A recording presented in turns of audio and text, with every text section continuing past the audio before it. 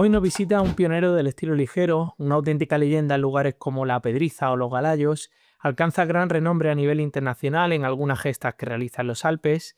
Décadas de aventura y de escaladas en solitario han convertido a Paco Aguado en un auténtico maestro de la aventura. Os dejo con esta entrevista, espero que la disfrutéis. Hoy tenemos con nosotros a Paco Aguado. Muchas gracias por haber venido a este podcast. A vosotros por invitarme. Para empezar un poco, hay mucha gente que conoce, bueno, tú eres propietario, creador de la marca Solo Climb, y hay muchísima gente que conoce la marca, pero te desconoce a ti a lo mejor como figura. No solo como la persona que está detrás de esta marca, sino además como una referencia, por lo menos para mí, y supongo que para mucha gente, dentro de la montaña. ¿Cómo te definirías tú como montañero, como escalador y alpinista? Así un poco por encima. Bueno, yo procuraba hacer distintas disciplinas y las, y las que hacía me gustaba hacerlas bien.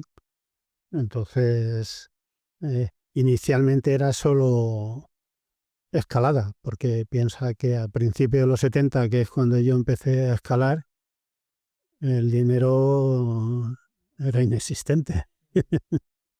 El, y ni los medios ni había nada. Entonces, podía escalar, pero no podía esquiar, porque no tenía pasta para esquís. Y podía escalar en roca, pero no podía escalar en hielo, porque no tenía pieles. En aquella época pues se alquilaban en los refugios, pero claro, eran pieles muy malos y muy gastados y tal. Y bueno, había que esperar unos años no a coger experiencia para poder acometer ciertas cosas, sino a poder haber sacado pasta para comprar el equipo. Claro. Bueno, estaban los clubes de montaña también por aquella época en los que te podían, ¿no? Pero muy poco, muy... Ya. Llegabas allí y ya llegaba el último siempre. Ya, No. te quedabas dormido, ¿no? En una entrevista que con Carlos Soria me comentaba que era un poco también elitista el tema de los clubes de montaña porque había un orden de preferencia. Tú pertenecías a una clase dentro del club y estaban los que si llegaban se llevaban el material y tú, bueno, hasta que no ibas teniendo un poco más de progresión dentro de ese club no aspirabas a ser el primero en llevarte el material. No sé si tú eras muy de club de montaña o no. Yo era de barrio. Tú eras de barrio. Y entonces Tienes pinta. me tenía que meter, sí, de los más... del barrio Pilar. Y me metía en los clubes porque me tenía que federar. Ya. Pero luego no hacía vida de club, no me integraba en el club. Yo luego tenía por ahí mi gente, mis amigos y tal y cual, y a lo mejor si engañaba a alguno le metía en el club también, pero... y algo así me andan los clubs, no vamos a... Pero testimonial. No, yo no pude hacer escalada gracias al apoyo de los clubs. Ujú. ¿Cómo te iniciaste tú en esto de la escalada? Porque claro, tú entiendo, seguramente entraste joven a conocer la montaña, pero tú ¿de dónde vienes y cómo conoces la montaña? Bueno, yo había sido Boy Scout Ya. antes de que escalador. Y entonces, esa es una historia muy divertida porque los Boy Scouts hacen un campamento anual, que es el San Jorge, que es el patrono de los Scouts. Entonces, se hizo un San Jorge que venían distintos grupos de Madrid y tal. Y en uno de los grupos que venían había chicas. Y nosotros con 14 de 15 años estábamos más salidos que el pico en la plancha. Entonces, se nos... yo no fui a ese San Jorge porque no me dieron mis padres la pasta para ir y era una miseria. Pero fueron mis colegas. Entonces, en el grupo teníamos una figura inexistente que era la mano negra, que era que si tú dejabas las cosas descuidadas te las mangaba. Luego te las devolvían, pero a priori te las mangaban y te quedabas con Te un quedabas sin. susto que no. Entonces, ¿Y qué mangasteis?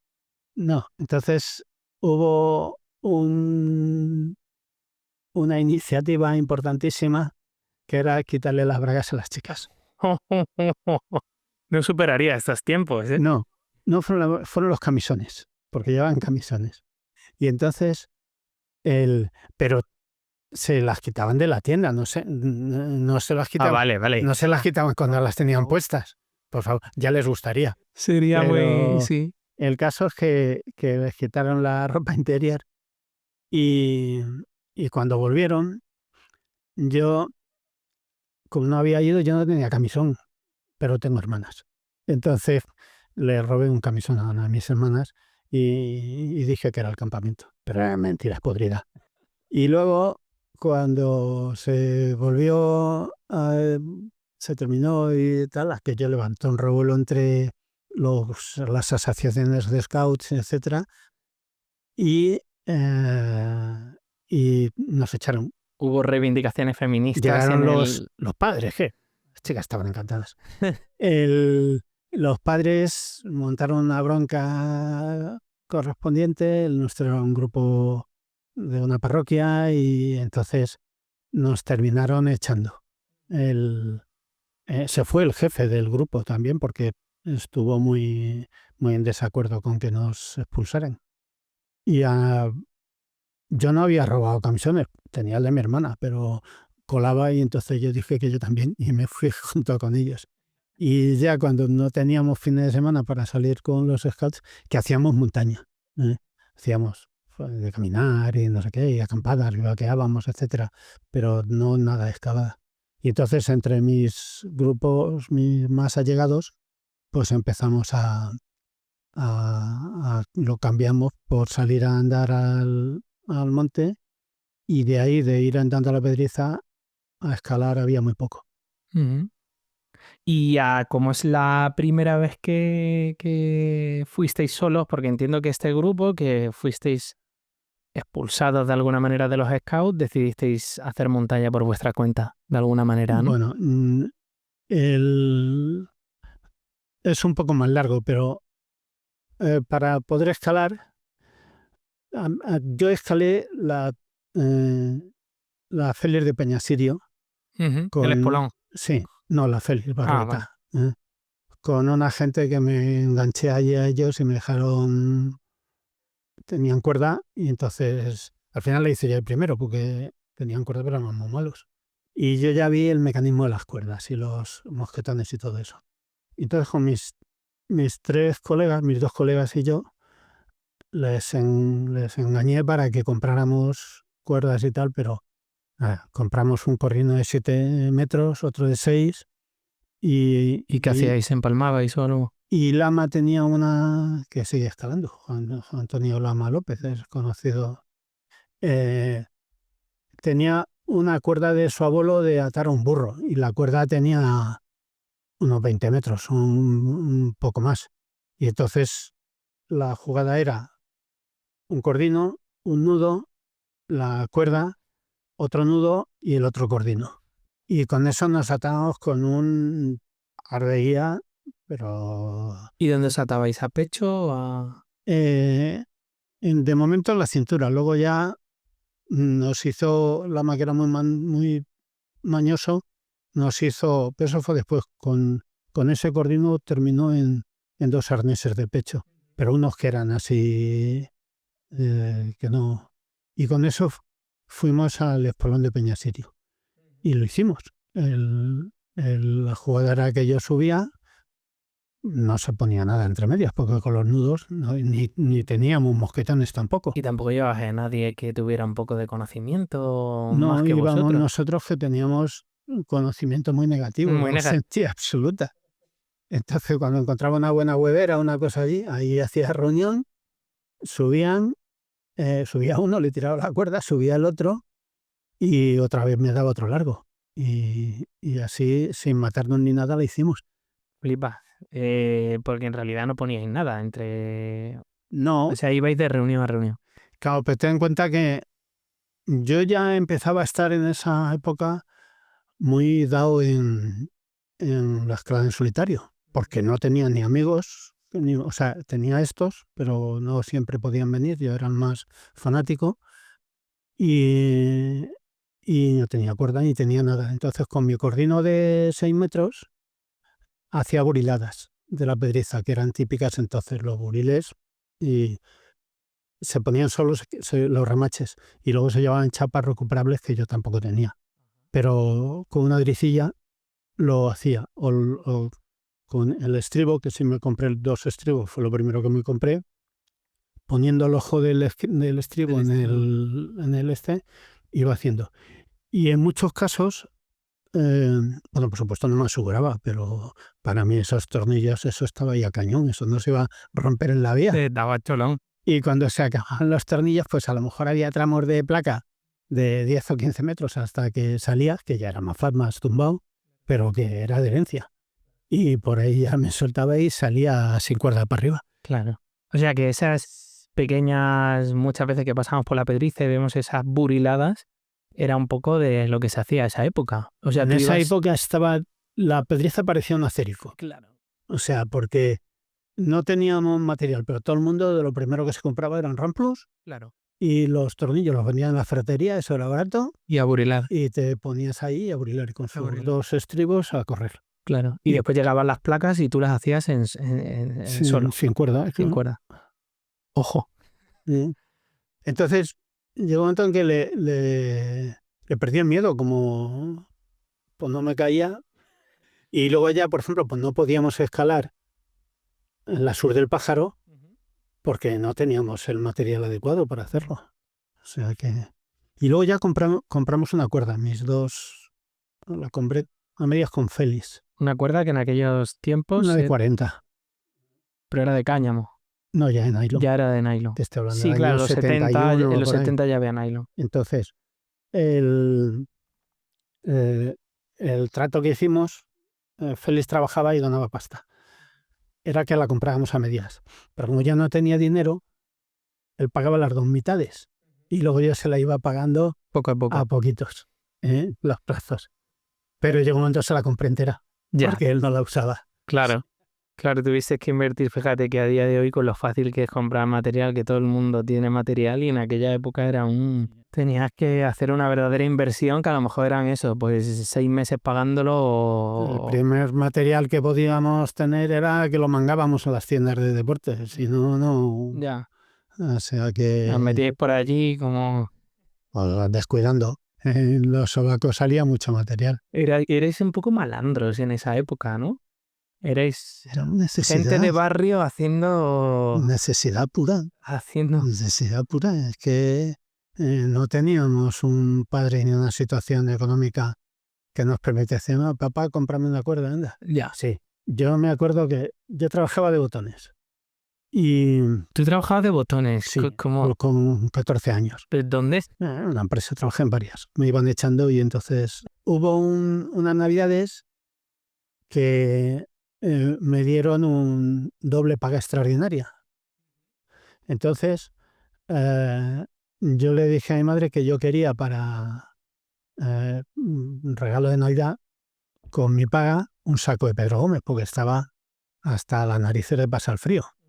Todavía iba con una manta, un par de mantas que me enrollaba en el cuerpo y las ataba con el cordón de 6 metros que servía para de todo, y me pasaba toda la noche temblando. Y eso barato no era, ¿no? El saco de Pedro Gómez me costó 4.500 pelas. Que en su época era la hostia. Un disparate. Yo ganaba 2.800 al mes, o sea que tú calculas. Y mi madre me dijo, vale, cogió la pasta, y cuando llegó el momento de comprarme el saco, me dijo que 33. Que no... Que nada. Y afortunadamente me habían dado 2 pagas, y la segunda paga mi madre nunca se enteró. Y Pudiste meterla... con la segunda paga extraordinaria yo le hice un silencio sepulcral y me compré el saco. Ya. Y él lo dejaba en casa de mis amigos, igual que el material, la cuerda. porque no querían ni por lo más remoto que yo escalara. Y, pues tenía que irme el viernes a casa de Félix a coger el material, el saco, y ya me iba a la sierra Y y mentir a tu madre bueno, también sí, porque, claro, no le podías decir que te habías ido a escalar. claro. Claro. ¿Cómo describirías un poco el ambiente de aquellos años de la Pedriza? Porque claro, son los 70, es una época de cambio importante también a nivel social, político y todo esto aquí en España. ¿Y cómo vivíais todo esto? ¿Cómo era el ambiente que había en la Pedriza en aquellos años? Bueno, el, ¿Se consumían cositas hasta, también? hasta entonces se consumía todo. Hasta entonces la escalada era algo de club. Pero a finales de los 60, a principios de los 70, empezamos a salir los de barrio, ¿no? Entonces, yo con 14 años conocí a Girles, y entonces hicimos cardadas, escalábamos juntos, y luego hicimos cositas que para la época estaban bien. Eh, y íbamos a la Pedriza en el autobús de la Viuda, y allí pues se montaban unos esparramos tremendos, y luego una vez que llegábamos... En el autobús, pero el autobús no llegaba hasta aquí, hasta Manzanares, ¿no? Sí, sí, sí, Llegaba la directo a Viuda Manzanares. llegaba, sí. Los viernes no, que era cuando iba yo. Los viernes solo había hasta Colmenar, o el que había uno, pero una hora muy temprana. Yo estaba trabajando, salía de trabajar a las... O sea, que te tocaba andar o correr desde... Desde Colmenar me tenía que subir andando hasta la Pedra. Claro. Y, y íbamos al Tolmo, allí dormíamos todos. Y había veces que se hacían espárramos, comprábamos 1 litro de vino cada uno y nos lo bebíamos y terminábamos totalmente ciegos. Yo solamente me emborraché una vez, pero me emborraché mucho. Claro. Me puse a hacerme el techo del Tolmo así, sin cuerda, Sí. con los estribos, y en un momento dado ¡buah!, Botando. me puse a potar y estaban todos durmiendo abajo, debajo vez. Y tuve que tardar en bajar porque me habrían matado. Ya. Qué ambiente más divertido y más loco también, porque hacíais algunas cosas verdaderamente impactantes y no en vuestras mejores condiciones. No sé si tú eras uno de esos, pero se han hecho cosas en los 70 que imponían un poco, y sobre todo en las condiciones en las que se hacían. Hombre, yo ya a principios de los 70 ya empecé a tener una cierta proyección porque yo hacía las vías difíciles. El, eh, el coco era la loquilla del pájaro, pues yo A lo que yo el tuve pájaro. un montón, 5 o 6 del Tolmo, que venga, vamos a hacer la loquilla tal y cual, y me tocó hacerla de primero. O sea, y luego ya los otros pues subieron, eran buenos escaladores, pero el coco les frenaba más que a mí. ¿Eh? Entonces, bueno, yo fui coleccionando vías en la Pedriza, de las más difíciles, hasta que las hice todas, con mis amigos. Y siempre escalaba de primero porque mis amigos tenían menos nivel. No, luego escalé con Girles y escalé con otra gente, pero eran mis colegas, no les podía dejar. Ya. Entonces tenía que subirles. Sí, tenías que llevar muchos paquetes por aquella Tenía época, ¿no? compromiso con ellos. Y como no venía de club, pues entonces no había normas escritas que seguir. Éramos de barrio y esto era la libertad absoluta. Entonces, si yo encontraba un croquis o alguien que me contaba por dónde iba más o menos una vía, pues ya ahí me metía, despreciando las dificultades que pudiera tener. No tenía mentor, iba autodidacta completamente. Y a lo mejor eso, al ser autodidacta y al no tener nadie que me pusiera límites contándome lo difícil que era, pues me pude hacer un montón de escaladas y alcanzar un estado, una actitud mucho más valiente para escalar esas cosas y otras que hice luego. Decías ahora una cosa que se me ha quedado ahí como que como no venías de club y venías de barrio, pues no tenías como unas normas, como qué diferencias había. La gente de club tenía como una norma, unos parámetros que tenía que cumplir y tú no, o cómo iba No, no esto. es que era fuera obligatorio, no es que Pero en el club de montaña, sobre todo los Peñalares, etcétera, pues ahí había una continuidad y estaban los abuelos, los senior, que eran los del GAME, que eran los que marcaban, y si tú hacías cosas que no las se sometían a su aprobación, estabas perdido. Ya. No había ninguna represalia, pero Está mal visto. bueno, no, represalias había. A mí no me daban subvenciones, ni material, ni nada. Eso lo que tú decías es que era el primero, pues es que tenías que ir y hacerte un grupo de élite del club.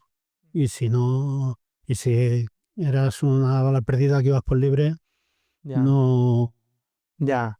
no No rascabas rascabas nada, ¿no? nada. Tenías que buscar el material por otro lado, ¿no? Claro. ¿Y qué tiene esta generación de los 70 que, joder, pues nace una generación muy buena de escaladores madrileños, o más que madrileños, por aquí en la Federación Madrileña, digamos, como Lupión, Mugaño, Fernando Cobo, Luis Fraga, tú, ¿qué estaba pasando aquí en esos años como para que hubiera tan buena generación? Estaba pasando el Goyo, que era el autobús que salía a las 5 de la tarde de ópera, eh, de un señor de Guisando, que entre Sí. semana llevaba críos a los colegios, y el fin de semana nos llevaba a nosotros a los Galayos, le pagábamos, no me acuerdo, era muy poca cantidad, y luego nos traía el domingo por la noche. Entonces tuvimos oportunidad de poder salir todos los fines de semana con un transporte que nos llevaba directo hasta la plataforma. Y ahí llegamos a la plataforma, salíamos corriendo y a escalar. Ujú.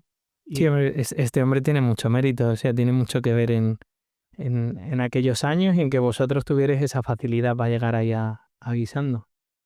¿Y cuáles fueron tus primeras escaladas en Galayo? Porque en Galayo ahí te haces ya con un nombre y una envergadura bastante importante.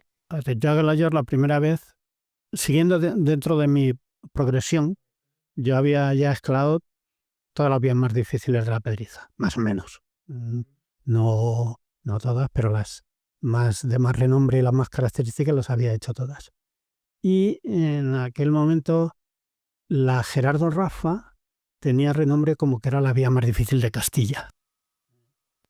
Sí, yo la he hecho este verano y me imagino que en aquellos años La Gerardo era Rafa era difícil, el mito, era el coco. difícil. En la Pedriza era la loquillo, pero en esa yo ya lo había hecho. El, entonces yo me fui, todavía no conocía al... Sí, fui con el Goyo, fuimos con el Goyo. Pero nos fuimos en las vacaciones de julio que cogimos en la empresa, 15 días, y en el Goyo ya iban una serie de gente habituales que ya habían hecho también su bloque. Entonces yo llegué con 16 años, recién cumplidos, eh, flaco como un espárrago, nada de lo que estoy ahora, y entonces me subo al autobús del Goyo y así cojo y digo en voz alta, voy a hacer la Gerardo Rafa. ¿Alguno de vosotros me puede decir dónde está? Entonces, claro, todos los que estaban allí, curtidos de los Galayos, se dieron la vuelta, me miraron y dijeron, este gilipollas. ¿Quién coño es? Qué crecido viene, ¿no? Entonces, íbamos con unas mochilas con extensión, con toda la comida para los 15 días y con todo, y íbamos cargados como acémilas. Y entonces subimos a los Galayos, fuimos al refugio y, y lo primero que hice, yo creo, fue abrir una vía en el pequeño Galayo, la Felicín, que es un techo que hay a la izquierda de la oeste, por Estamos ahí. hablando de la cara oeste, ¿no? Sí, cara oeste, entre oeste y noroeste. Que luego, un poquito más a su izquierda, abrí una black and white y a la derecha quedaba la... Y hay un escalador de la noche de Tino Núñez que en realidad hace la parte arriba de mi vía.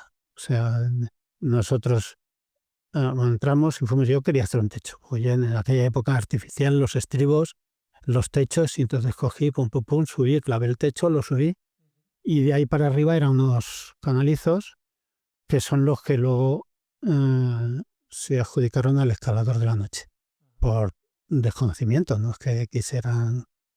Entonces, después de abrir esa, ya busqué a alguien para hacerla a Gerardo, porque mi amigo Félix, que venía conmigo, no quería, no estaba a la altura. E hicimos la Gerardo Rafa.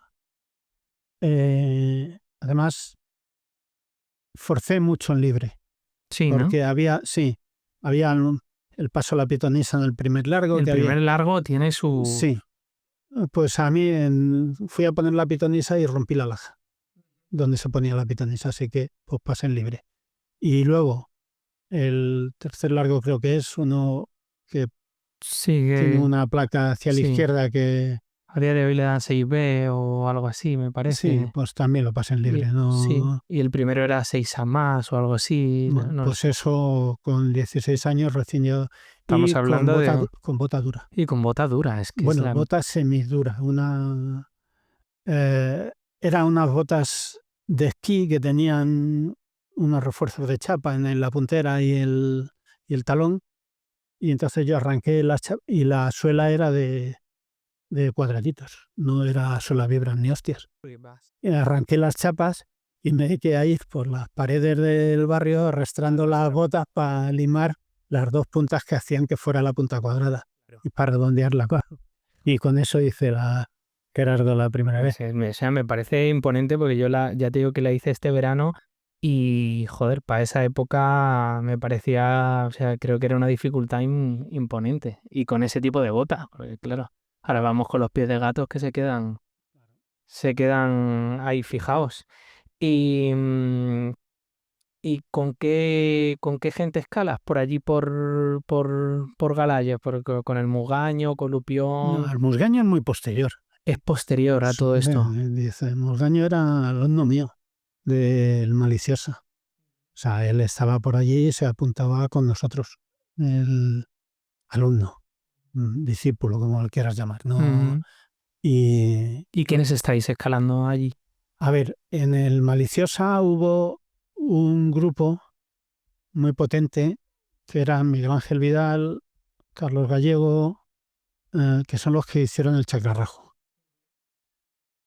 Pero Miguel Ángel Vidal era muy fuerte, sigue siéndolo, pero no eran muy de alta dificultad.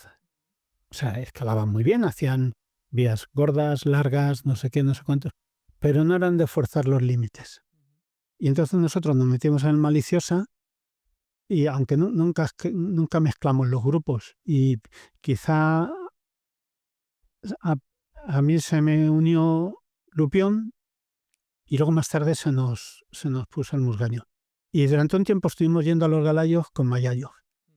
Mayayo tenía un Land Rover y ahí con el Land Rover de Mayayo pues nos salía más barato que el Goyo. Y tardábamos más porque el Mayayo fue muy lento. y, y bueno, estuvimos escalando juntos. Yo con Javier Mayayo abrí varias vías en los Galayos.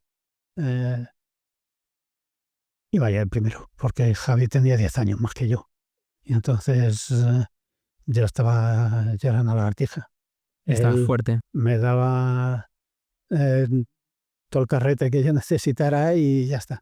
Lupión también era compañero habitual y, y, y Manolo pues también hicimos cosas, pero no, Manolo no fue cordada mía, aprendía con nosotros, ya estábamos haciendo sacos de pluma nosotros en la avenida Betactos, en un piso de mis padres.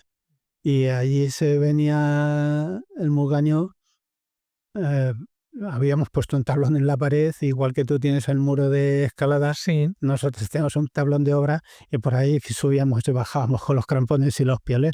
Sí, aquí, O sea, esa era vuestra manera de entrenar de alguna manera, porque claro, forzasteis tanto la dificultad en esa época que tenéis que entrenar y cómo lo hacíais, porque claro, ahora tenemos muchos medios. Empezamos haciendo muros de barrio.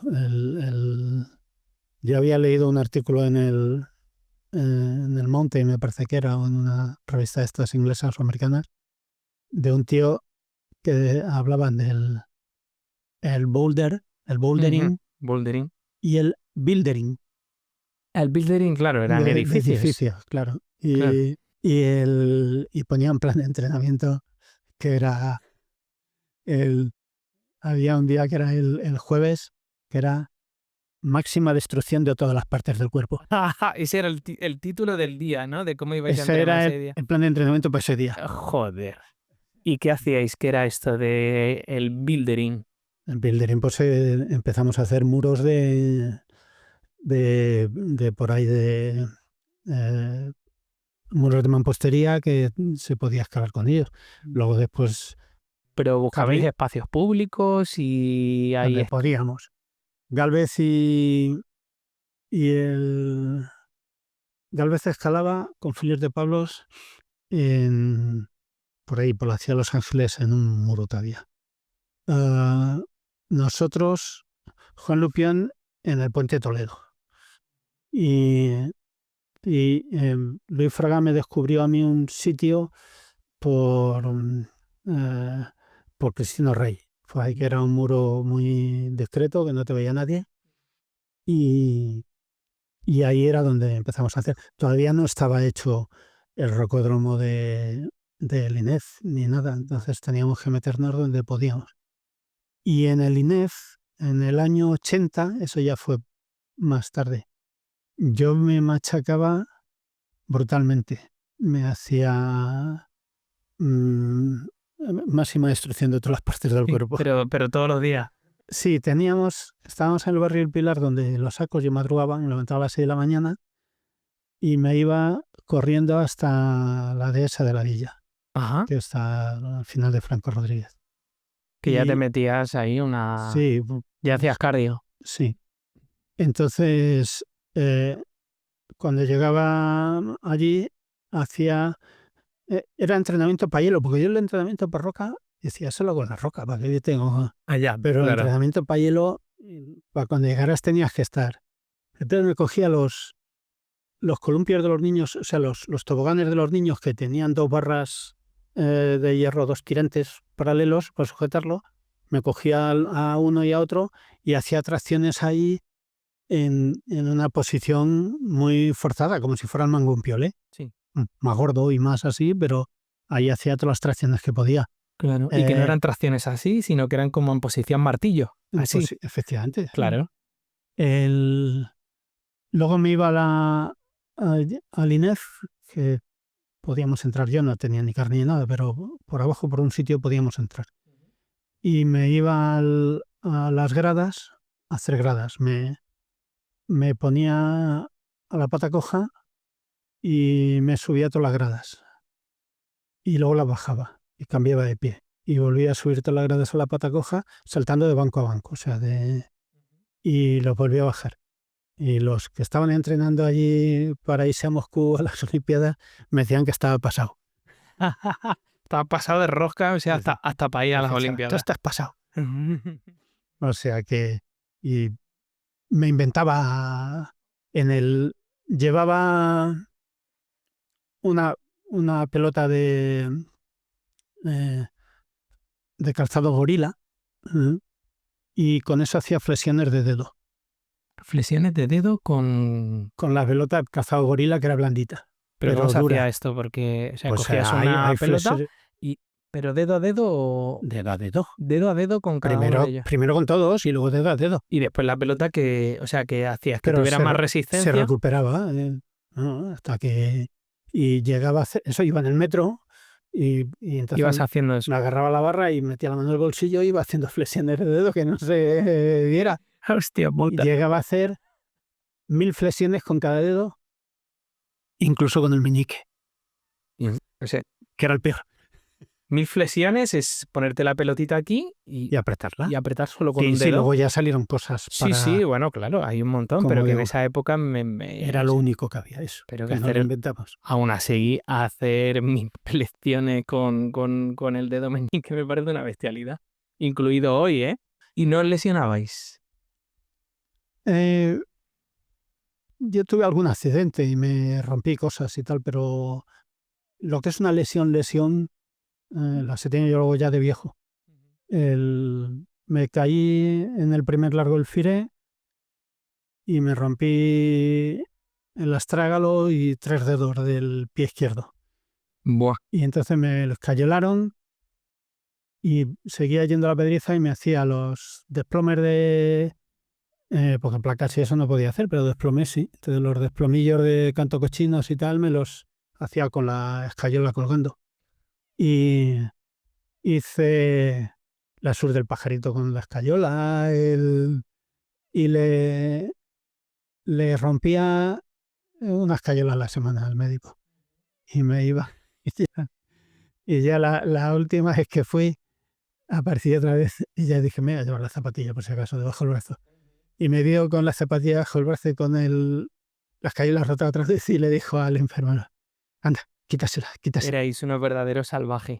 Por ir un poco avanzando, llega un poco el momento que culmina tu carrera o que te pone ya no solo en la punta del iceberg del panorama nacional, sino internacional. El año 1980, agosto, 7 caras nortes en 11 días. No sé cómo haces esto, cómo te lo planteas, te vas a Chamonix, tienes un plan para hacer esto, te habías leído el libro de Rebufo y querías hacer todo lo que... Con ese me masturbaba yo todas las noches. Claro. Yo creo que lo cogiste y dijiste, de estas 100, a ver cuál me voy a hacer aquí en 11 días. Y bueno, es una hazaña, porque primero, por hacer eso en 11 días, 7 caras norte, que estabas haciendo ya una actividad de vanguardia que te ponía a la altura de cualquier alpinista a nivel internacional. Y otra porque también se tuvo que dar un componente de suerte para que en 11 días se te dieran las condiciones climatológicas como para poder hacer eso, ¿no? ¿Qué fue lo que ocurrió? De las 7, 4 fueron en solitario. Exacto, exacto. Que, bueno, ahora me contarás un poco por qué Bueno, fueron. mi objetivo era la Norte Las Droits. Yo Sí. tenía, había estado 2 años anteriores eh, el año anterior había estado con Lupión precisamente y Lupión no lo vio y nos metimos a la derecha en la verde, Ujú. donde hay un curvar de la Y y cogimos el ramal de la izquierda, que era una vía Charlet, y yo digo, esta será fácil porque es del Armand Charlet, pero es que no era del Armand Charlet. Era la Charlet Bettenburg, era del Jean-Franc Charlet y el Georges Bettenburg. Y era un biote que te cagas. Ya. Hicimos la segunda extensión. Y con Girles hicimos el Pilar Bagat, hicimos actividades que, digamos, del montón. No ninguna de las top. De las top. Ya. Y yo iba para hacer la Norte de las Droits. Entonces me busqué a un chico de Granada que había conocido en Galayos, Antonio José Herrera, y nos fuimos para hacer la Norte de las Droits. Llegamos a Chamonix y como calentamiento hicimos eh, es una gulot, La Guló Gabarrú Gabarrú. Albinoni. Sí. Sí. Y es que ya Bueno, es que tampoco es fácil el Alzheimer. pronunciarlo. Entonces hicimos esa y del tirón a toda caña. Y ya nos tocaba ir a la Norte de las Droits, Esto era pero una actividad de calentamiento. Esa era un Un calentamiento. calentamiento. La primera nacional. Con la primera nacional de calentamiento. Y entonces ya íbamos a ir a la otra, pero Antonio se echó para atrás. Le entró morriña de la novia y con la novia del Sevi, que se volvían para España y tenían plaza en el coche, se bajó con ellas. Y entonces yo me quedé solo. Y le dije a Antonio, digo, "Bueno, Antonio, pues ya es segundo año fracasando en las nuestras drogas, que no he podido hacerla. Digo, pues sabes que te digo, voy a meterme en solitario. Tú ya tenías bagaje en solitario, o sea, te metías allí ya con un... No, gorda, no. Había hecho muchas cosas. Escalaba en solitario muchas veces. Ya. Escalaba sin cuerda. Estaban los galayos y me hacía la oeste del pequeño galayo, destrepaba la sur de la apertura, me hacía la game de la Tonino, destrepaba la Navi de Serna, todas sin cuerda. Y me hacía sin cuerda la oeste del pequeño galayo, me daban por todos. Estaba en la puerta del refugio sentado y decía, ahora vengo. Me voy a dar un paseo. Entonces, volviendo al PES, Antonio, que me conocía, me dijo, pues algo que te digo, métete. Si estás... Porque primero me dijo que no. Y entonces yo digo, no, porque me voy a matar, porque no. Pero yo un momento dijo, métete. Si tú puedes hacerla. Estamos hablando que era una de las rutas más difíciles de la... En el año 80 todavía la Norte de las Drogas Era de lo más... Aunque ya tenía escaladas solitarias, porque Messner la había escalado en solitario en el año 68, creo recordar. O sea que... Y yo dije, si la Messner la ha escalado. Y entonces me metí en la Norte de las Drogas y la hice. Tardé un huevo y fui muy torpe y tal, tardé 22 horas o por ahí. Pero... Y esta actividad, o sea, tú no te planteaste hacer un bivac, no, o sea, tú has ido siempre ligero yo y tenía en el que día. ir Ese era tu espíritu. en pelotas para poder escalar más deprisa. Claro, pero 22 horas al final te implica empezar por la noche. Empezar a las 12 de la noche o antes, o a las 11 incluso. Salí al refugio a las 10, 11 de la noche, para no pagar, como ya te he dicho antes, la pernocta. Hacía la aproximación rapidito y me metía con la frontal, taca, taca, taca, taca. Por eso también me he perdido muchas veces, porque iba a oscuras como los topos y me encontré con unos canadienses buenísimos. El Sorenson, que fue el que abrió la variante del Color Norte del Dru, y el otro, no me acuerdo cómo se llamaba. El caso es que ellos iban a hacer la GNAT, la Gulo de los americanos, y en el escudo fuimos más o menos juntos. Bueno, los alcancé, porque yo no hacía largos. Y entonces yo quería hacer la clásica, quería hacer la menor dificultad posible dentro de las drots, que era hacer la cornuda caballo. Y entonces ahí me separé de ellos se fueron a la glot y yo me fui hacia la izquierda. Pero me debí de ir demasiado hacia la izquierda. Entonces encontré un diedro verglaseado que tenía un desplome a la salida y me metí por ahí. Eso encadenaba con una glot no muy difícil. El techo sí fue difícil porque no tenía nada para los pies. Claro.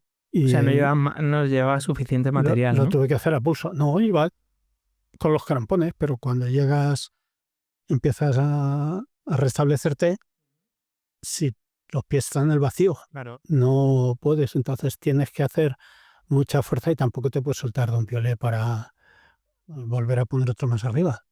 Y menos si es de ahí sin cuerda. Entonces me metí por ahí, me metí en un merdé que al final salí por una placa de roca que estaba fisurada y dije, coño, aquí puedo empotrar los piolets en la fisura y por aquí salgo. Y hice un anticipo del dry tooling. Del dry tooling, claro. Serían 15 metros, no sería más, pero ¿Qué te por lo hiciste? ahí puse metiendo las puntas de los crampones en la fisura y torsionando, y metiendo los piolets en la fisura también, torsionándolos, pues con eso me daba un poco miedo se rompiera la hoja, pero no se rompió ninguna. O sea que... Wow. Wow. Y, Es... y durante un tiempo dije que era una vía que había abierto, que creo que es cierto, pero como es una vía que es un merde, pues tampoco, ni sería capaz de describirla, ni de recomendarla, ni de Claro, nada. porque Y a lo mejor cogí trozos de otras y tú no sabes muy bien el recorrido que trazaste, fuiste más o vaya menos, noche, como veía. claro, Yo es, tengo que ir del metro más cercano a claro, mi claro. visión. Y vas realmente haciendo una actividad por pura intuición, cogiendo los tramos que ibas viendo que eran Buscando lo más fácil los más siempre. fáciles, sí. Pero es que a lo mejor lo más fácil Era muy difícil, era un listón muy alto. pero el listón muy alto. Y bueno, esto es una actividad muy potente y entonces tú tienes que bajar, descansar y volver a subir porque viene la cara norte del Escurte. Sí, pero hay que bajar, descansar. Pero como resulta que hacía, bueno, había anticiclón, había gran bo, pues entonces yo bajo y no descanso. Claro. Me recupero un poquito en el camping y cojo el funicular y me voy para Norte de las Curtes. De la... Que esa Norte de las Curtes estaba conceptuada como fácil. Y yo después de haber hecho las drogas, pues digo, Esto es nada. esto es un paseo. Como de hecho fue para mí en el... Y entonces metí con esa técnica mía de meterme antes de la noche, la hice tan deprisa, creo que la tardé 2 horas y media o 3 horas en hacerla, Una actividad súper rápida. que, que llegué de noche.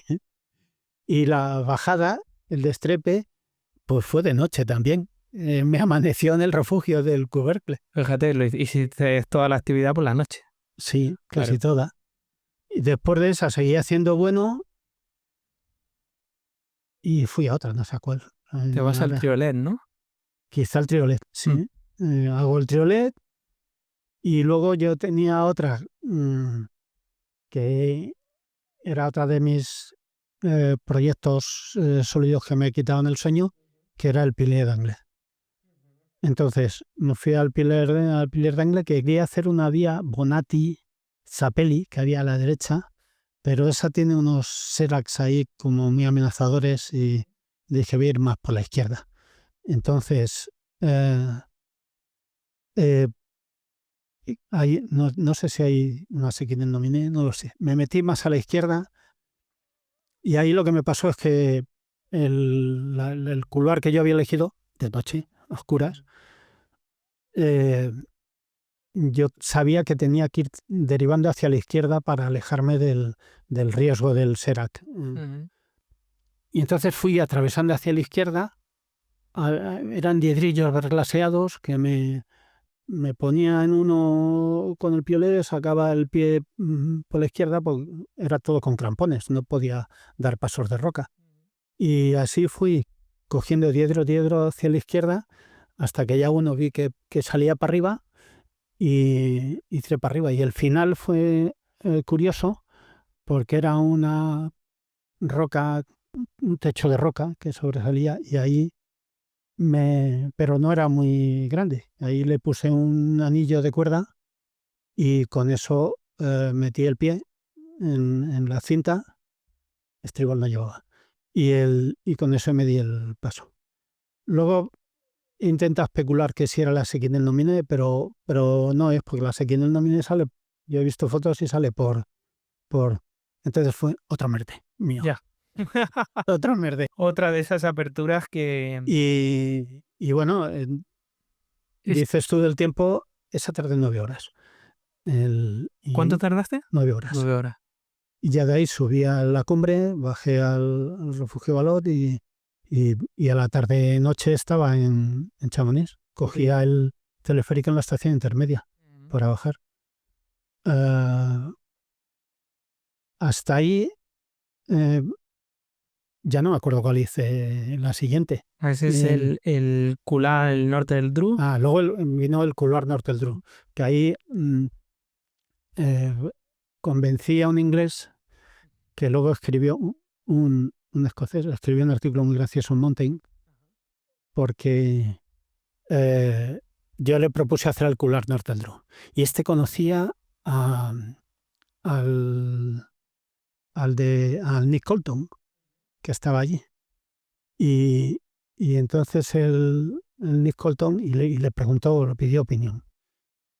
Y bueno, pues yo le dije, mira, si esto está chupado, si tú que eres inglés, hijo de que habláis de puta madre en hielo, y yo que soy español, que nosotros lo que tenemos roca, pues yo escalo la roca y todo el hielo. Y fácil. Os combináis el Y mixto. escribe el tío, dice, y me dice este tío que viene a hacerse en solitario la norte de la Ardrar, la torte de las Cortes, la norte del Triolet, que nosotros somos, que yo soy el bueno el hielo y que él la roca. Claro. Y me dijo que no, pero al final pues le pasó, se convenció y me dijo que sí y se venía. Y yo no hablaba inglés, ahora hablo muy mal el inglés, pero entonces ella no lo hablaba nada. Entonces la conversación fue como él no hablaba francés, yo hablaba francés, me defendía muy bien en francés. ¿Y cómo le convencisteis? Pues se convenció. Y entonces subimos, nos metimos para hacer la del techo de la del Nick Colton, que es la variante Sorenson Dakomatsu, que la había abierto uno con que yo coincidí en las tracks. ¿Hicisteis eso? ¿Uno hizo el hielo y el otro la roca? Que va, no hice yo todo. Lo más característico que tiene el Kevlarner del Drew que yo recuerdo es la fisura Nominé, que es una fisura de 40 metros de artificial. Entonces, me encontré con que era una fisura del ancho de un clavo de U ciega. Entonces, yo entre todo el material que llevaba clavos, pero solo llevaba 2 de U. Llevaba universales, llevaba otro tipo. De los clavos de U llevaba 2. Y entonces me tuve que hacer los 40 metros. Además entraba la punta, nada más del clavo. Entonces yo metía la punta, le ponía una driza para hacer menos tracción sobre el clavo, para no hacer palanca, y de ahí me colgaba. Y se acaba el de abajo, Hostia. se acaba el otro, Sí. Y lo poníamos arriba. ¿Te quedabas con uno ahí? Me quedaba siempre con uno, que si se me hubiera salido. Hostia puta. Pero bueno, como ahí estaba encordado y me tenía asegurado el colega y la reunión era buena, Sí, pero si el clavo se te va... pues me habría metido una hostia de 40 metros, pero tenía experiencia yo también. Claro, claro. Me metí volé 40 metros abriendo una vía en Contreras, o sea que no... Sí, que no venías curtido. No habría sido novedad. Ya. Y hice yo la fisura anime, ya terminé saliendo al hielo y sí se hizo el inglés un largo fácil del principio. Pero cuando llegó el estrechamiento, que era la parte más difícil del hielo, me dijo que subiera yo. Te hizo así, te permitió que fueras tú por delante. Pase usted. Y salimos en el día. Tardamos 11 horas, creo recordar.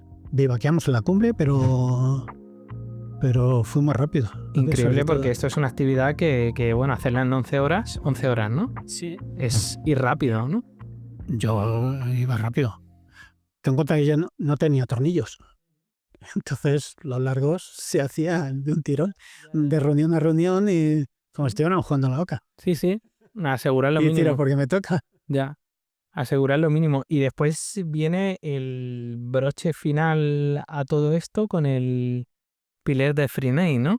Sí, el pilar del Frenay no es que fuera un objetivo que yo tuviera muchas ganas, pero me vino Juan López el Pelos y me convenció. Este era un chico de Madrid que vivía en Cataluña y me estafó, que él quería hacer de, bueno, pues venga, vamos. Y entonces lo hicimos también en el día, porque uno de los secretos para poder hacerlo en el día es ir muy ligero. Entonces ni saco de dormir, ni nada. Una mochila vacía para eso y para salir en el día. Y si se te hace de noche, a castañetear los dientes y aguantar la noche como puedas. Pero que tampoco habría sido problema porque como yo ya venía de escalar vías de noche, si se me hubiera hecho de noche, yo habría continuado escalando de noche. Ya. Bueno, la mayor dificultad que tienes ahí es la caída de la temperatura y Pues por eso es mejor el escalar que no quedarte agotamiento. parado. Claro, claro. Y esta actividad última del Freney normalmente se hace con un bivac intermedio, ¿no? Bueno, por lo menos En salvo aquella en época, aquella época seguro. con absoluta seguridad. Seríais de los primeros que haríais aquello sin Muy bivac. probablemente, no Muy sé. A ver, había monstruos en franceses e italianos e ingleses y tal, que puede que alguno la haya hecho también en el día. No, no puedo atribuirme yo el mérito de hacer la primera sin vivar, Ujú, ni lo quiero. ujú. ¿Y qué destacarías del Freney entonces? No era una actividad tan... O sea, de todas estas 7 caras nortes que hiciste, ¿cuál destacarías como la actividad más relevante, ¿no? O la que más te marcó en aquel verano. A mí la norte, las dos en solitario, porque esa fue el romper ese techo. O sea, yo hice las dos en solitario y el que entró fue uno y el que salió fue otro. Ya. Claro, yo salí, eso ya me permitió, me había cargado las pilas como para hacer las curtes corriendo, el tiro corriendo, el no sé qué. Entonces, cuando llego al Frenade, pues es una vía más, es concordada, es tal, entonces el Frenade chupado. Ya. Ya, o sea, como que digamos que llegaste, hiciste lo difícil y a partir de ahí dijiste, bueno, pues ya lo demás. El Frenade lo hicimos y le estafé al pelos para ir en técnica rápida y fuimos rápidos. Y no, y él respondió, si luego el Pelos hizo el Saragar, era un tío muy bueno, o sea que no. Y estuvimos al año siguiente juntos en los Andes e hicimos la nordeste del Huascarán. Ujú. O sea que Claro, porque después de esta gesta importante y que a nivel internacional, pues supongo que se te pondría un poco el foco, haber hecho eso. Después vienen los Andes, viene la zona de la Patagonia y bueno, ¿qué actividades haces allí, ¿no? Porque ahí hay una apertura, creo que es la Esfinge, ¿no? Lo que hoy... no, yo no la abrí. Vamos, Es, nos bajamos. o bajasteis, o Yo la sea, ¿no? descubrí. Tú la descubriste, pero no la terminaste. A ver, yo iba a hacer la, la cara norte del Guandoy norte. Ahí había una línea muy atractiva que me llamaba a mí la atención, que era subir había una especie de diamante de roca y el lado derecho rozaba el hielo. Entonces, después de ese diamante de roca venía una barrera de Serax, con techos, con desplomes, con techos de hielo. Entonces, yo me metí por ahí, hice toda la parte de abajo, algún quinto superior, en con botadura, porque ahí no iba para cambiar gatos y tal. De todas formas, es una mierda de roca mm, está llena de arena, del deshielo y tal. Y ya llegué al techo de la barrera de Serax, que era una barrera de techo. O sea, no era. Pero afortunadamente, entre techo y techo, porque eran así como si fueran olas había uno y había otro que se solapaba encima y así sucesivamente. Entonces, entre techo y techo me podía poner de pie. O sea, yo eran techitos, no eran, eh, clavaba los pioles por encima de la parte más desplomada, pataleaba lo que podía hasta que conseguía meter la rodilla o la punta del crampón por ahí y salía el techo. Me recuperaba, me daba casi en la cabeza con el siguiente. Y entonces cogí al siguiente y 3/4 lo mismo. Y así fui subiendo toda la barrera de techos hasta que llegué a una vía Lowe que va por allí. Y ya me metí en la vía Lowe y tiré para arriba, pero eh, empecé a ir muy fatigado. Ujú. Empecé a ir muy fatigado eh, porque iba fatigado porque no tenía aclimatación. Entonces, en un momento dado, dije, bueno, la vía está hecha, la dificultad está hecha, aquí lo que me queda es una arista de poca dificultad, me bajo. Y empecé a montar rapeles y me bajé. Mm. Y entonces desde ahí, que esa es una vía que tampoco la he difundido, esas son de las que se han quedado privadas. Desde ahí se veía perfectamente el Esfinge. Y tenía un conocido peruano que,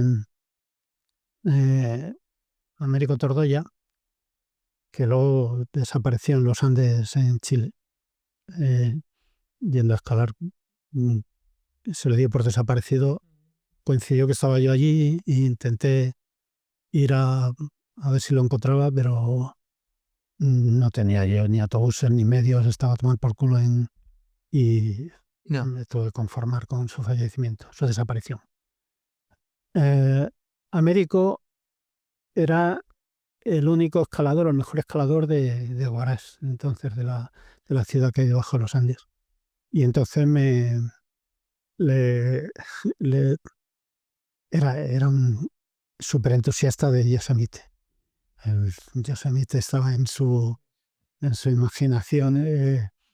Y, y entonces dije, venga, pues nos vamos, digo, vamos a ir a abrir una vía de roca. Yo había llevado material de hielo, pero con algo de material que tenía él y en una empresa de guías que alquilaban material y no sé qué, conseguí que me dejaran una maza Simon, así como con pico, eh, y algo más. Y sí tenía yo Friends, sí llevaba un juego de Friends, porque digo, eso, que sea para hielo, los puedo enchufar en algún sitio. Y me metí por ahí con Américo, el, pero fue muy penoso, porque todas las fisuras estaban llenas de tierra y hierba. Entonces tenía que escardar con el piolé, arrancar la hierba y la tierra, y luego ya podía empotrar la mano. ¿Eh? Joder. Entonces, que me quedaba con Que la mano empotrabas, empotrada empotrabas la mano sobre... según la anchura que tuviera. ¿Eh? Iba un poco más arriba y así sucesivamente. Hasta que al final del día llegamos a una cueva maravillosa allí con un desplome encima, y esa cueva tenía una fisura en medio del techo, vamos, para meter los pitones con la mano y quedarte colgado de ellos. Y le dije a Américo, yo para entonces ya tenía las manos destrozadas de empotrarlos en las fisuras con barro y con todo, y le dice, date tú este largo, vivaqueamos, y por la mañana le dije, date tú este largo, que me recupero un poco de las heridas, y luego ya me pongo yo. Y me dijo que no, que eso... Que eso era... Es que eso era para ti. Y nada, nos bajamos desde la cueva. Y entonces se lo conté al Sebi. Le dije, mira, y Américo y yo, para ponerle nombre a la punta, queríamos llamarle Cerro Aguja, porque allí está, no, Torre Aguja, porque allí está el Cerro Aguja, y eso es una torre que a Américo también le fascinaba el Cerro Torre. Digo, bueno, pues le ponemos Cerro del Cerro Torre, del Cerro Torre y del Cerro Aguja que está aquí al lado, y, y le llamamos Torre Aguja. Pero el Sebi, cuando abrió la vía, que ya le había dado yo todas las explicaciones de por dónde entrar, dónde iba a quedar, dónde todo, le cambié el nombre y le puse la Esfinge. Ese viaje se metió más a la derecha. Yo cogí el eje, el filo entre cara norte que quedaba a la izquierda, no, cara sur que quedaba a la izquierda y cara este que quedaba a la derecha. Que las caras sur allí son las nortes. Claro, ¿Eh? claro, exacto, porque Las estamos en caras el sur otro... tienen Claro, chupones colgando de hielo por todos los lados. claro, claro, sí, sí, sí. No tiene nada que ver. Sí, bueno, ¿tú llegaste a ir al Himalaya como tal? ¿Hiciste alguna actividad en la zona del Himalaya o te quedaste un poco más en los Andes? Yo no quería ir a patear. Hacer normales no era mi espíritu. Yo quería abrir vías. Y entonces prefería ir a una montaña más baja, con mayor dificultad, que no a una montaña muy alta, un 8000, A andar, andar. por decirlo de alguna manera. Entonces en el 84 fuimos al Talaisagar y a abrir la cara norte del Talaisagares, pero íbamos una cordada potentísima, pero porque íbamos Guillermo Mateo, Máximo Murcia, Pedro Pablo González, que es este que te he dicho antes que era una máquina. Con Pedro Pablo había hecho yo el año anterior, habíamos forzado en libre la Bonatti y el Cappuccino y la Directa Americana. Así. Ya, así de... Y venía Máximo Murcia, Paco Murcia, Pedrito, Guillermo y yo. Guillermo desapareció en el Amada Blanc en el 2007 por ahí. Y subimos un primer día hasta un bivac. En el bivac, bueno, ese primer día nos bajamos, tuvimos congelaciones, largo explicar, y volvimos a hacer otro intento, Maxi y yo solos, pero yo como jefe de la expedición, una de las precauciones que tomé fue que todos lleváramos mechero. ¿Por qué? Para comer y beber necesitas obligatoriamente el infernillo. Entonces, cuando estábamos subiendo en el segundo ataque, Pedrito no vino. Le dio un punto y no le apetecía. Había discutido, yo que sé qué, dijo paso. Y venían, al final íbamos Guillermo, Paco, Maxi y yo. Y Guillermo y Paco decidieron bajarse. Nos quedamos Maxi y yo solos. Entonces en el bivac hice agua por la noche, cenamos, comida leofilizada y por la mañana se quedó Maxi el mechero y por la mañana le digo, Maxi, dame el mechero que voy a hacer el desayuno. Me dice, ¿lo tienes tú? Digo, yo cojo, no lo voy a tener yo si te lo di a ti. Y es que Maxi se lo había metido en un bolsillo de la chaqueta y no lo había cerrado. Y se quitó la chaqueta para ponerse el plumas y el mechero se le cayó. Y entonces llegamos a desayunar y no pudimos desayunar. Y con la boca estropajo dije, bueno, pues vamos a seguir por lo menos hasta donde lleguemos. Hicimos una zona bastante difícil, como te digo, bastante difícil, un diedro de 6A, 6B, con el pie derecho en el hielo y con crampón y el pie izquierdo sin crampón en una fisura empotrándola. Vale. Y ya llegamos a un punto en que la sed y pudo con nosotros y dije, si es que no vamos dijimos, no vamos a ir a ningún lado. Subimos para bajarnos. Dijimos, vamos a hacerlo y cuando sea una hora prudencial nos bajamos, porque sabíamos que no íbamos a poder ni desayunar, ni comer, ni cenar y sobre todo beber agua, porque aunque eso esté alto, se suda mucho y se pierden muchos líquidos. Y nos bajamos. Pero era un biote. Y lo que hicimos fue de biote. ¿Este biote era en hielo? ¿O mixto? Era mixto. Era mixto. Había zonas de hielo y zonas de roca. Yo quería que fuera mixto, más bien hielo que roca, pero si hay que hacer roca, se hace. ¿Qué diferencia quizá la zona de los Andes o este tipo de montañas que nos decías ahora de las cumbres europeas? Que quizá el compromiso... Todas tienen su naturaleza específica. No puedes decir... No se pueden comparar, porque en unas tienes la altura, tienes las montañas europeas son de andar por casa. O sea, los Galayos mola, pero tiene un límite. Luego pasas a Pirineos y son más gordos. Después te vas a los Alpes y son más gordos. Y después te vas a los quizá de Andes. todas las Los Andes es lo más light de lo más gordo, y de la Patagonia, por lo menos en lo que yo tengo experiencia. Y luego ya te vas al Himalaya. Ujú.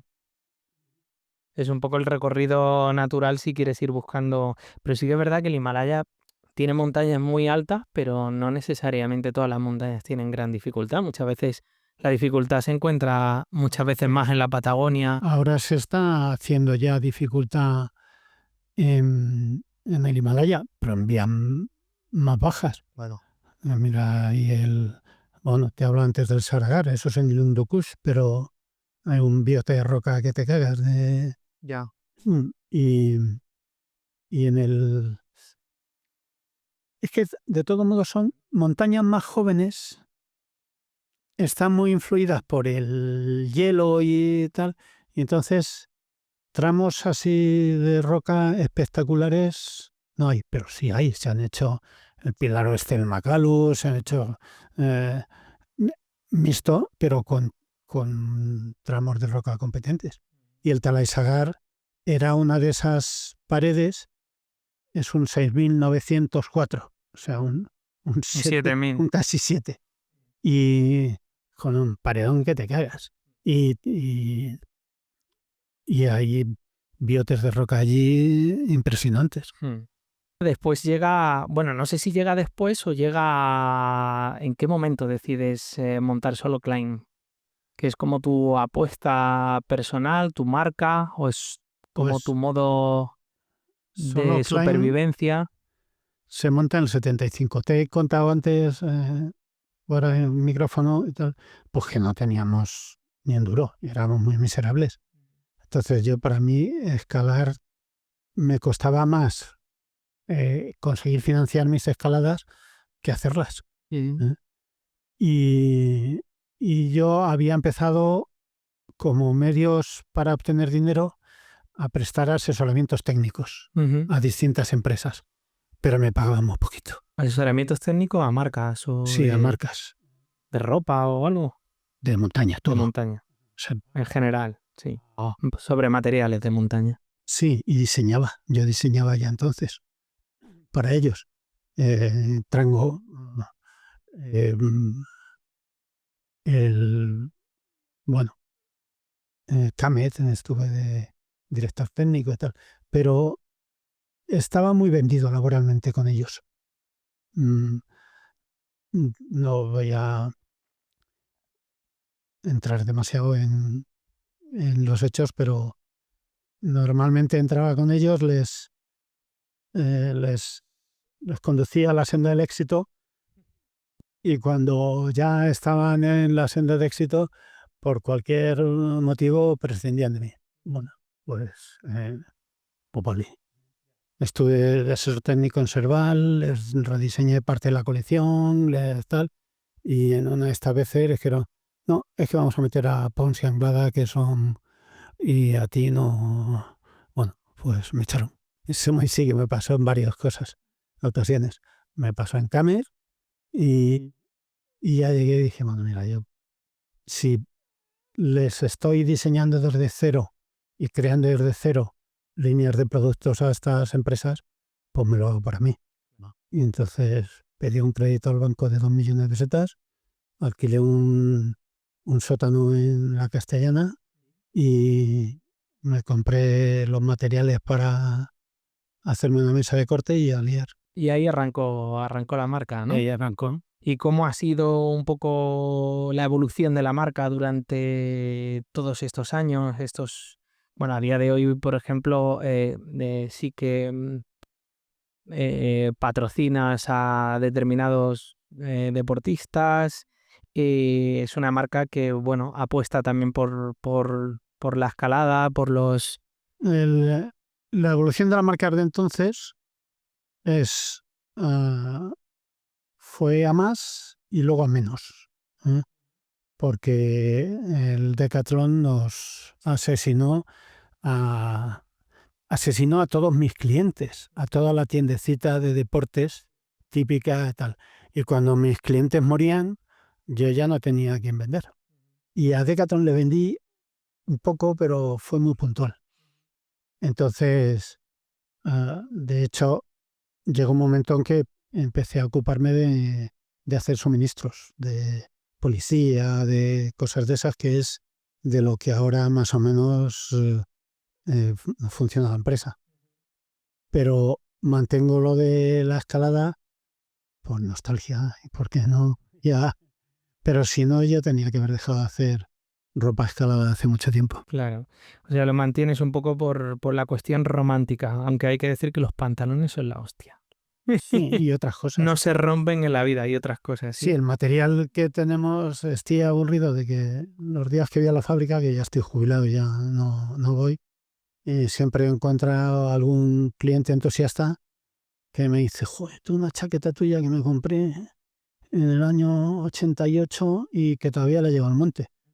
Digo, cabrón, mm, rómpela, tírala y cómprate una nueva, porque si no, ¿cómo voy yo? Seguramente serían de las de membrana propia, en vez de Siempre han sido membrana propia. siempre. La membrana que hacemos ahora, el Textren, es membrana propia, Mm, utilizando elementos que existen sí, en el en la Gore-Tex y ciencia y en en el mercado. otros. Claro, y el Textren nuestro es idéntico a Ore, no tiene diferencia ninguna. A veces damos mejores valores que ellos, no a veces, bastante, casi siempre. El, por culpa de los chinos, que llegó un momento que dijeron, esto se vende, pues vamos a desarrollar nosotros una membrana. Claro. Y desarrollé una membrana, yo la encontré y registré el nombre del Textren, hice un acuerdo con ellos y, y hacemos muchísima ropa de Textren, que es equivalente a Ore. Pero no me meto en su mundo Ya. de marketing y tal. Yo, un plan Como siempre, pequeñito, tú en solitario un y a plan tu rollo. tímido, no En quiero, plan, porque he visto muchas empresas subir muy espectacularmente y caer con todo el estrépito del mundo. Entonces yo dije, bueno, mientras yo pueda seguir y que termine, que pague a todo el mundo las nóminas y tal y cual, no tengo por qué hacer grandes inventos. ujú. Bueno, durante esta entrevista hemos hablado un poco de tu estilo, de ese estilo rápido, limpio, minimalista. ¿Crees que de alguna manera se mantiene queda algo de esta mentalidad en la escalada de a día de hoy o es una cosa que se está perdiendo? Hombre, los escaladores de élite actuales, que son muy pocos, hacen lo que hacía yo y más. O sea, porque es lógico. Me has hablado de Samu hace un Ujú. momento. Samu Sí. es un monstruo. Y, y hay gente por ahí eh, potentísima. Pero en general, para el número de practicantes que tiene este deporte, el porcentaje de gente buena es mínimo, mínimo, mínimo, 0,00000. O Hay pocos sea, buenos, ¿no? hay poco bueno porque falta mentalidad. Falta mentalidad. Estáis mal enseñados. Es verdad. Empezáis en un rocódromo y lo que se os enseña es la seguridad. Coño, el- si hubierais empezado como nosotros, al aire libre, en el monte y con pocos medios, pues llega un momento en que inventas y haces ñapas y te haces clavos con... mis primeros fisureros me los hice yo con tuercas y drizas. Y con eso habría vías en los galayos sin clavar. La, el diedro de la punta pilar está abierto así, con fisureros y no pusimos ningún clavo. Ah, Ya ves. Marisa y yo. O sea que Yo muchas veces me pregunto si hay límites entre la valentía y la temeridad, por decirlo de alguna manera. ¿Existen estos límites o para ser valiente tienes que ser temerario? no, puedes ser valiente y no ser temerario. Y a mí, que se me han matado muchísimos amigos en el monte, el 99% no eran temerarios. Eran gente que escalaba con seguridad, con no sé qué y con no sé cuántos.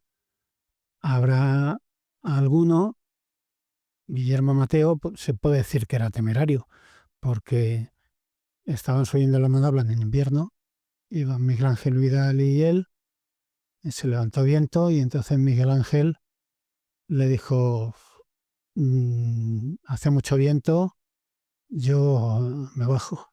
Y Guillermo le dijo, ni viento ni pollas, aquí se sube. Y entonces Miguel Ángel se bajó y Guillermo tiró para arriba en solitario y no bajó.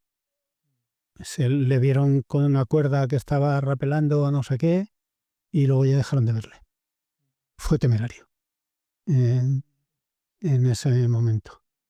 Si hubiera bajado, no habría sido temerario. Ya. Pero Ya. el caso es que se quedó allí. ¿Yo he sido temerario? Sí, en ocasiones, cuando exclava sin cuerda, muchas veces. Pero normalmente iba muy seguro de mí mismo. A ver, yo dentro de mis entrenamientos practicaba muchísimo la desescalada. Esto de la desescalada como Escalar para abajo. para abajo. Es subir una vía y bajarla, Destrepar vías. destreparla. Pero no destrepe de vías normales, sino destrepar una vía quinto. O de quinto más. Pues yo destrepaba.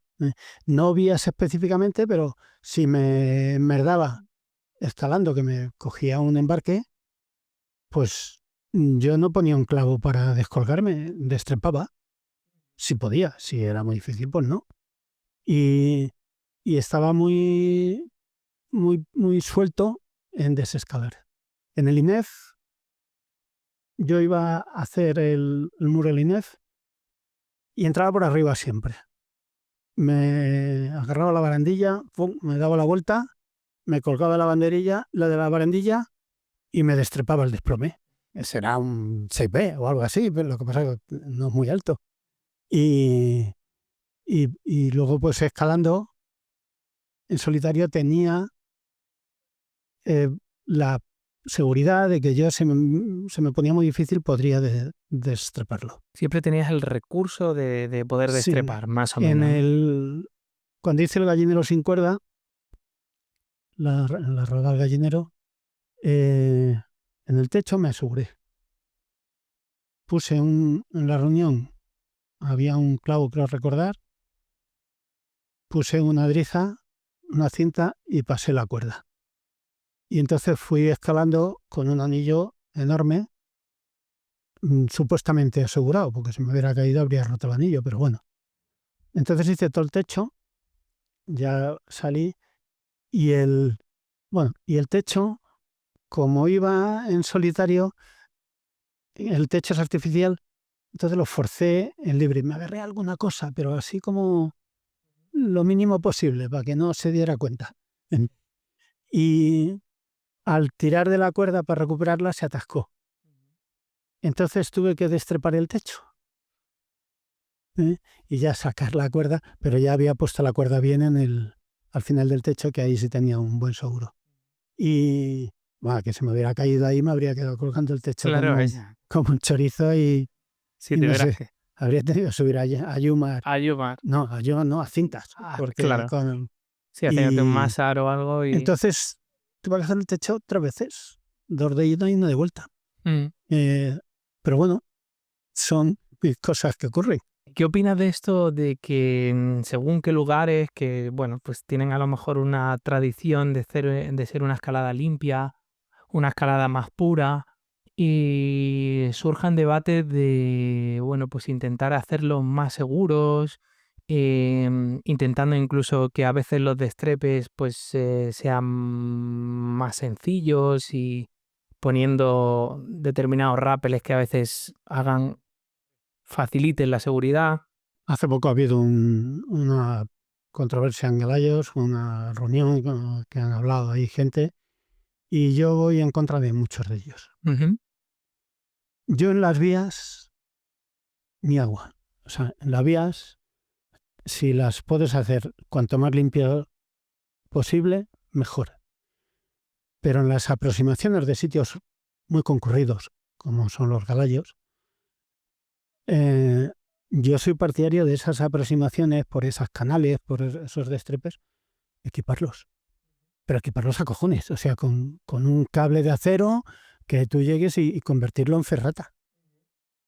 Porque eso ni le pone ni le quita mérito a la escalada. Sí, y lo único que haces es que hay puntos que son muy peligrosos, porque puedes tener un resbalón y ha habido accidentes, tanto ahí, en La Cabrera, que pusieron ahí unos escalones muy feos y los rompieron y se monta. Pero esos escalones están estupendos. Para que tú puedas, cuando bajas, te puedas destrepar por ahí y no tengas que hacer virguerías. En la canal de la Aguja Negra, para subir a la sur del Torreón, hay un punto que de pronto se te cierra y está vertical y está muy lavado de Sí, cuando ha muy habido lavado. hielo por ahí. Joder, y ahí pondría un pedazo cable que no te quiero ni contar. Porque hay mucha gente que también baja por ahí. Cuando, los ayatolás no quieren. Piensa en Rilos, la sirga de Rilos. En Rilos se mataba gente para aburrir. Y hasta que al final pusieron, desde el collado entre el Pisón y los Mayos, una sirga que le llaman ellos, que es un cable de acero que te baja hasta los volados. Vale, pues entonces tú bajas por ahí con tu cable y cuando no. Y no montas rápidos, porque eso está lleno de piedras. Y si montas rápidos, le puedes abrir la cabeza al de abajo. Y lo mismo pasa en Caballos, en el Torreón, en lo que es el destrepe después del rappel. Por ahí eso está lleno de piedras. Ahí hace falta un cable. Claro, Y me dice, va, para que monte un rappel. Sí, montas un rappel, pero es que le apedreas al de abajo. totalmente. Entonces, Que es uno de los debates que ha habido también. sí. Y yo ahí pondría un cable estupendo, ¿eh? Fenomenal, y pondría otro en la canal de la Aguja Negra. Y si hubiere, no conozco así ningún otro sitio de riesgo, de peligro, pero si hubiera que poner algún otro, se pondría. Pero en las vías, cero patatero. Ni en las reuniones. Si se han podido abrir las vías y se han montado reuniones con material flotante, se sigue escalando con material flotante.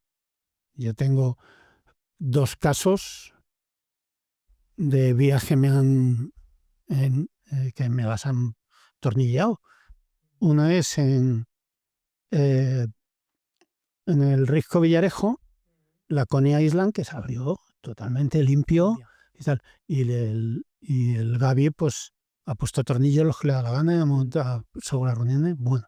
Y el otro más grave y más delictivo es en Montanejos, que abrimos la vía, la Delicatessen Rouge, abierta desde abajo, al flash, asegurando con empotradores y friends, y luego el Ernesto la ha llenado de tornillos.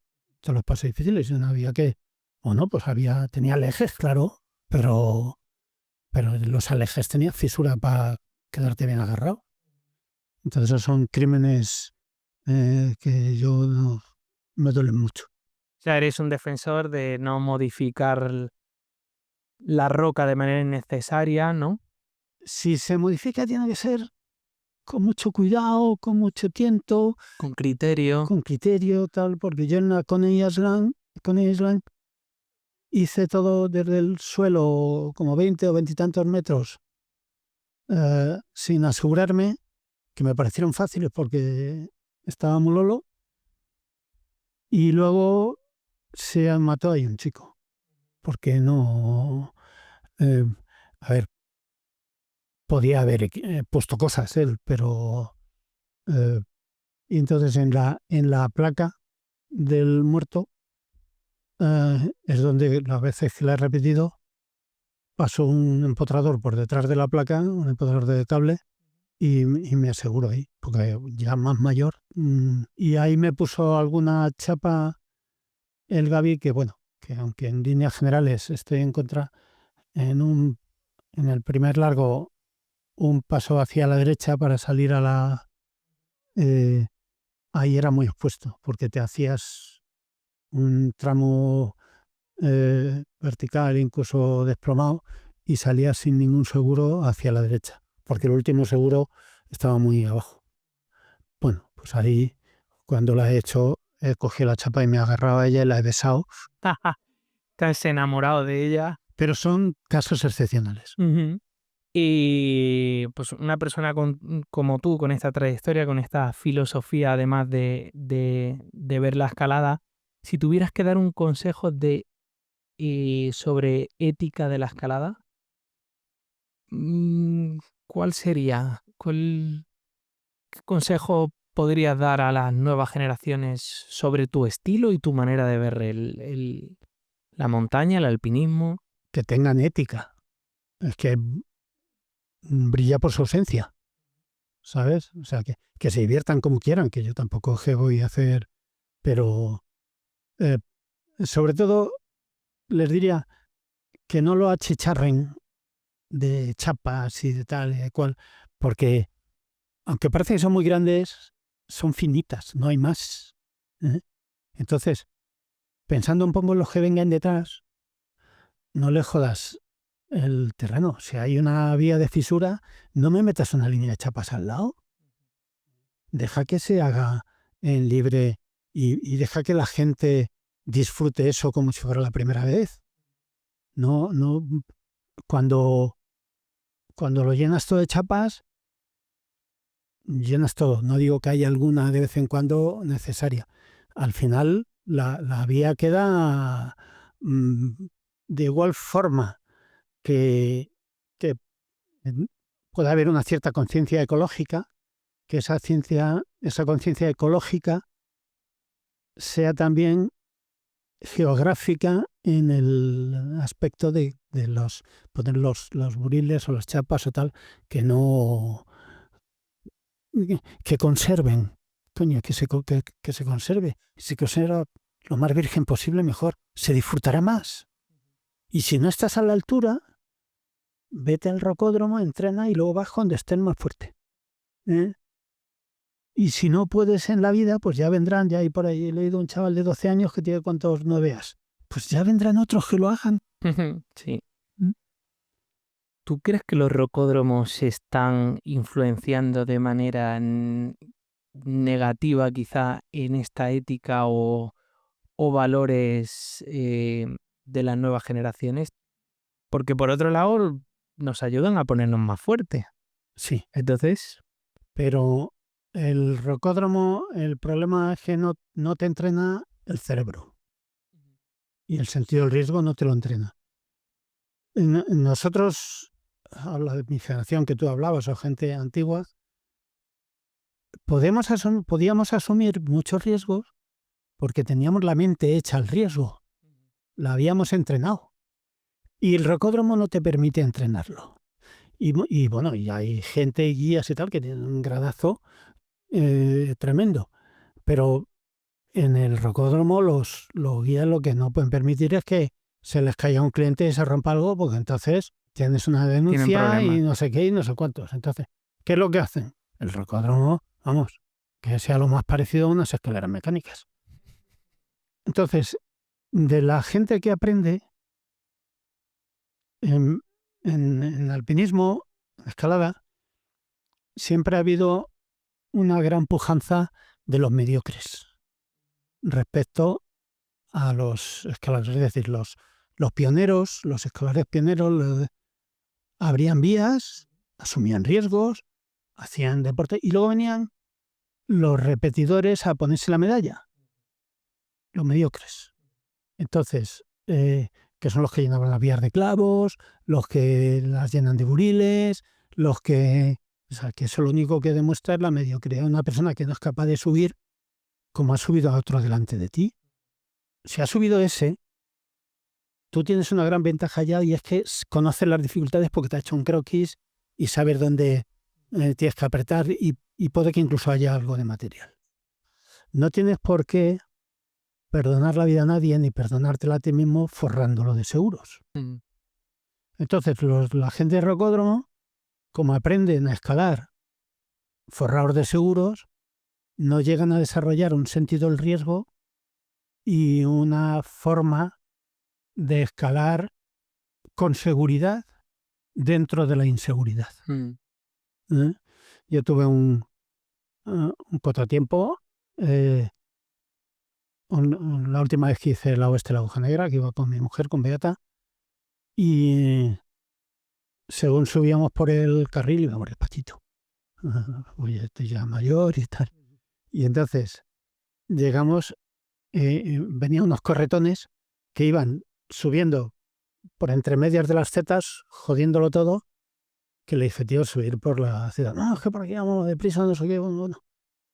Y cuando llegamos nosotros al pie de la oeste de la Aguja Negra, esas estaban comiendo ahí, haciendo tiempo, perdiendo el tiempo en el Viva la María Luisa.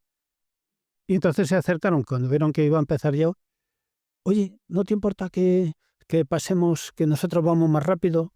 Y yo, ¿por qué vas a ir tú más rápido? No, digo, no. Pues nosotros, digo, pero no te preocupes, que si por arriba veo que os estamos obstaculizando, os dejaré pasar. Pero ahora hemos venido nosotros y empezamos nosotros. Bueno, pues a la bajada tuvo que venir el helicóptero a rescatar a uno de ellos.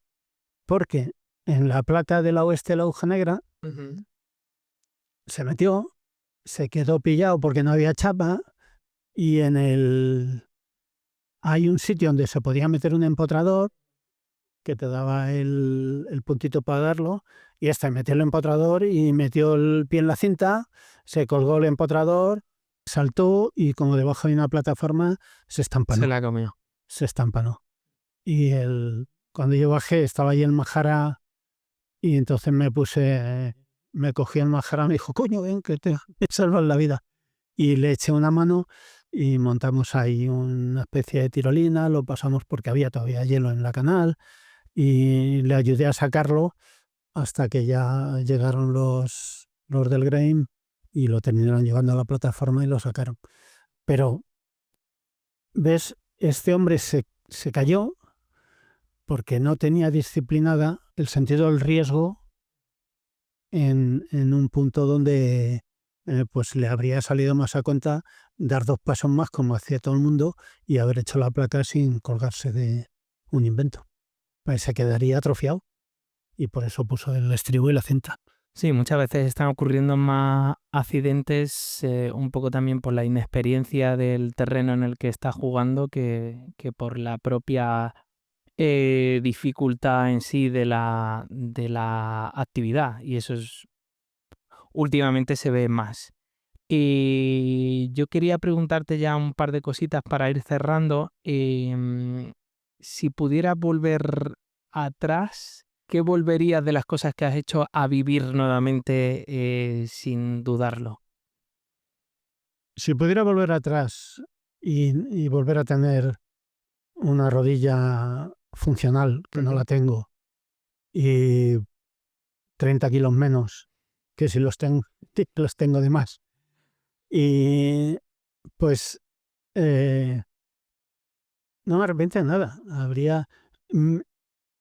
No es qué volver a hacer, sino qué cosas haría que no he hecho. Ya.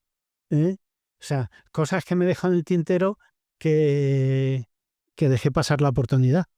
Pues eso es. ¿Qué dejaría? O sea, que ¿tienes alguna que digas, buah, con esto? Muchas. Es que todo los sueños de los escaladores y de los que tenemos mentalidad de aperturistas son húmedos siempre. Entonces, hay días que yo no he abierto y que me gustaría haber abierto. Habría ido más a Ordesa, que tiene muchas posibilidades, que cuando yo iba había 3 o 4 vías. Pues habría abierto vías en Ordesa, que Tú no abriste encajan. ninguna en... No he abierto nada en Ordesa, que encajan con mi filosofía, porque son fisuras y bloques y hiedros y tal, y se pueden autoasegurar. Por decirte un sitio así cercano. Lo que pasa es que habría, bueno, la de la Esfinge, que me la quitó el Sevi, pues a lo mejor habría vuelto al año siguiente con material y con un escalador de roca. no sé, en el Águila de Galayos, yo abrí la primera vía del Águila, pero ¿Cuál fue?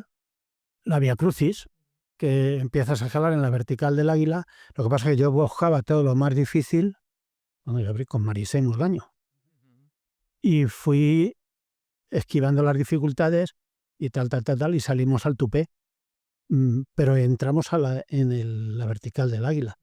Y habría ido y no fui por, porque ya estaba escalando yo por ahí y tenía prioridades en montañas más altas y tal, y ya a los Galayos me interesaban menos.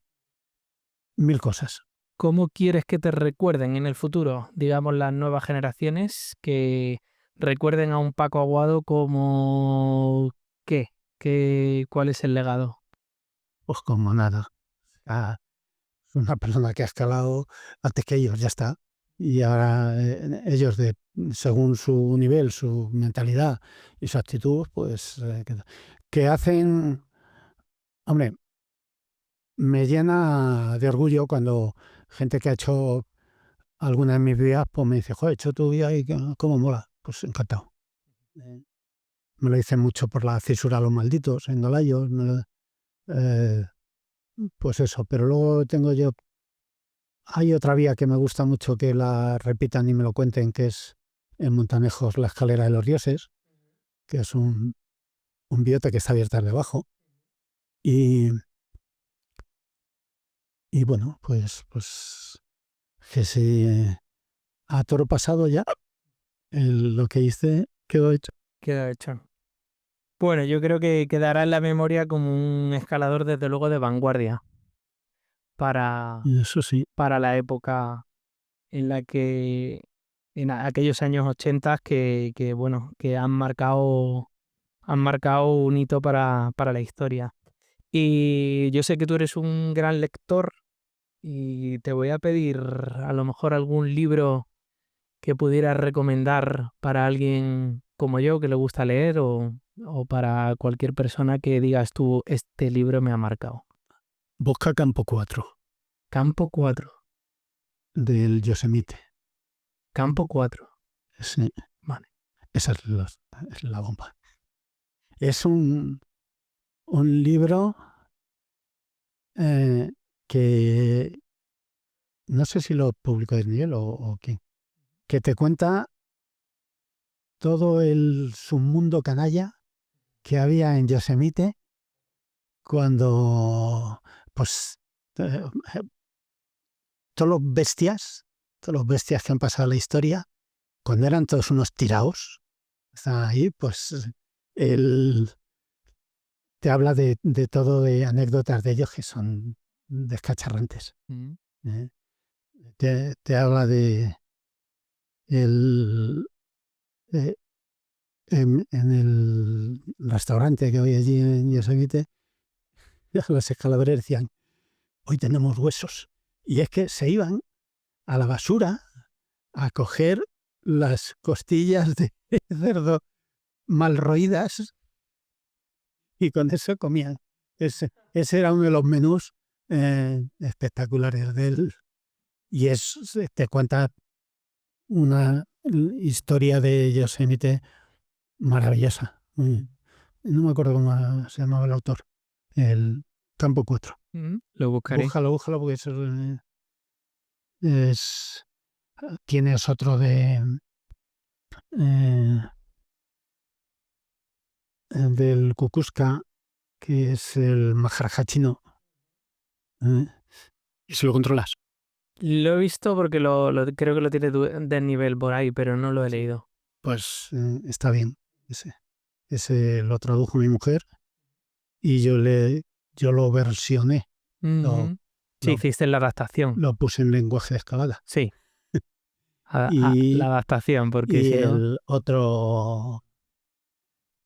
otros iluminados también, y te cuenta de los entrenamientos y tal y cuales, y te encuentras mucho en ese libro. Qué guay, pues lo leeremos. Muchísimas gracias por esta entrevista, por haberte dignado a venir aquí A ti por haberme invitado. y, nada, por quedar este legado y por ser el alpinista y el montañero en el que muchos nos reflejamos y os cogemos como bandera para nuestros objetivos. Yo no he influido, eh, digamos así, en escaparate. No he sido escaparate pero he influido en muchísima gente. En mucha gente mucho de la escalada en Madrid, incluso en España, se debe a la influencia las sendas que yo marqué. O sea que no me importa, ni quiero que me lo reconozcan ni nada. No, pero está ahí, la historia habla. Muchísimas Sí. gracias por todo.